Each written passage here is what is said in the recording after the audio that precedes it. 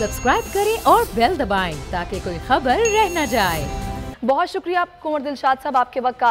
सबसे पहले तो मुझे ये बताइएगा कि कानूनी ऑप्शंस जो कि मौजूद हैं वो आपको क्या नज़र आ रहे हैं और आपको क्या लगता है इस केस में अब आगे क्या होगा? फैसल वाडा साहब ने ये उनका राइट है कानूनी तौर पर कि इलेक्शन कमीशन पाकिस्तान के फैसले के खिलाफ सुप्रीम कोर्ट ऑफ पाकिस्तान में ही अपील दायर की जा सकती है। तो ज़ाहिर उन्होंने अपने कानूनी तकाजे पूरे किए हैं। अब सुप्रीम कोर्ट ऑफ पाकिस्तान जो है इस किस्म के जितने भी माजी में केसेस आए हैं या फैसले किए गए हैं उसके तनाजर में वो फैसल वाडा का केस का भी गौर खोज करेंगे।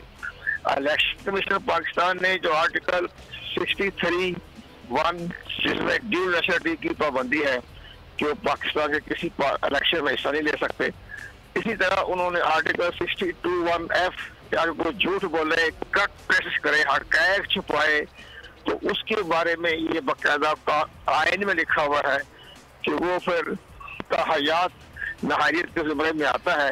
तो कंवर साहब दरखास्त जो इन्होंने अपील की है उसमें तो ये कहा है कि इलेक्शन कमीशन ना अहली का फैसला देने का मजाज ही नहीं है, इस पर रोशनी डालिए।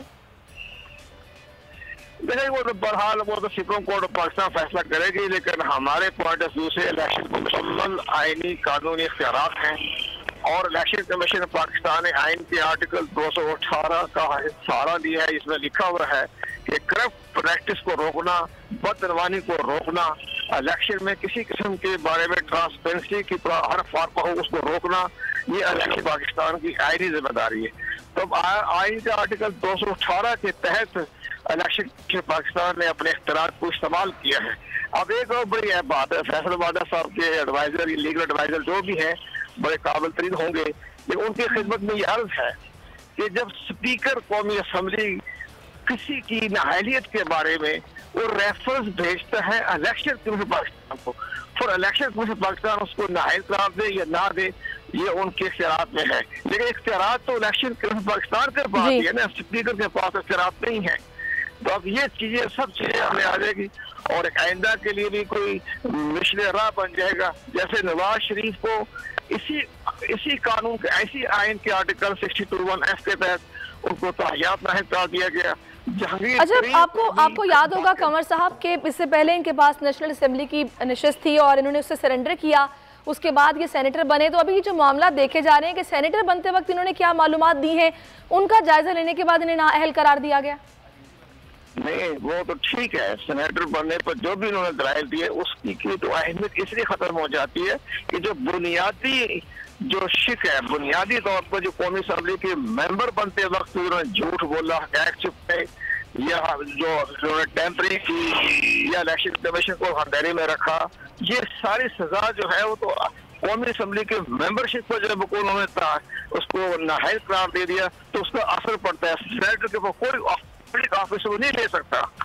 जब एक यानी आपके कहने का मतलब ये है कि भले नेशनल असेंबली का मेंबर हो, भले सेनेटर हो, अगर वो पब्लिक ऑफिस को होल्ड करता है तो बात रूट से ही शुरू यहाँ से होती है कि उसने क्या हकायक छुपाए जो कि उसको नहीं छुपाने चाहिए थे।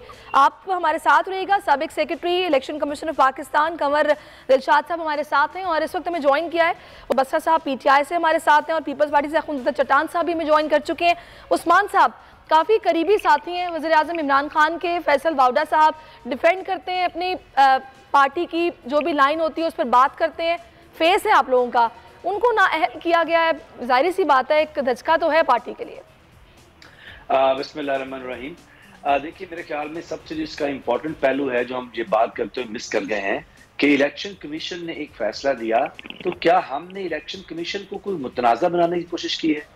क्या हमने इलेक्शन कमीशन को गाली देना शुरू कर दी है, या हमने इलेक्शन कमीशन पर चढ़ाई कर दी हो, या हमने पाकिस्तान की जो गुज़श्ता माजी के अंदर तारीख रही है सियासी कि जब भी किसी अदालत से, किसी इदारे से किसी के खिलाफ फैसला आया तो वहाँ पे गालम गलोच उसकी गई, इस पर तबर्रा किया गया, उस पर हमला किया गया, वो फैसला करने वालों को निशान इबरत बनाने की बात की गई। ऐसा कुछ भी नहीं हुआ। हमने ये कहा है कि इलेक्शन कमीशन की ये हमारी जो इंटरप्रिटेशन है, किसी की कुछ भी हो सकती है, हमारी इंटरप्रिटेशन है कि इलेक्शन कमीशन ये फैसला करने का मजाज नहीं था। हम वो ले गए हैं एपिक्स कोर्ट के अंदर, यानी कि उससे जो अगला हमारा एक कानूनी हमारा हक है वो इस्तेमाल करने के लिए जा रहे हैं।